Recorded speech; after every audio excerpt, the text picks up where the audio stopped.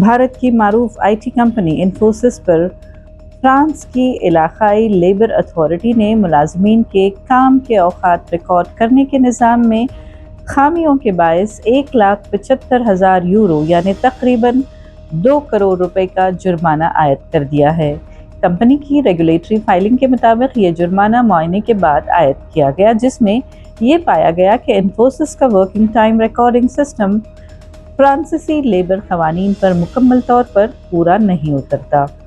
Authority کے مطابق بعض ملازمین کے اوقات کار، اضافی وقت اور آرام کے وقفوں کا ریکارڈ قانونی تقاضوں کے مطابق قابل اعتماد اور قابل تصدیق انداز میں محفوظ نہیں کیا جا رہا تھا۔ ریگولیٹر نے کہا کہ کمپنی کے سسٹم میں مطلوبہ سطح کی قابل اعتماد نگرانی اور آڈٹ کی صلاحیت موجود نہیں تھی۔ انفوسس نے بتایا کہ اسے یہ حکم 24 جولائی کو موصول ہوا اور کمپنی اس فیصلے کا جائزہ لے رہی ہے تاکہ آئندہ لائحہ عمل طے کیا جا سکے۔ کمپنی نے واضح کیا کہ اس جرمانے سے اس کی مالی حالت، کاروباری سرگرمیاں یا مجموعی آپریشنز پر کوئی نمایاں اثر نہیں پڑے گا۔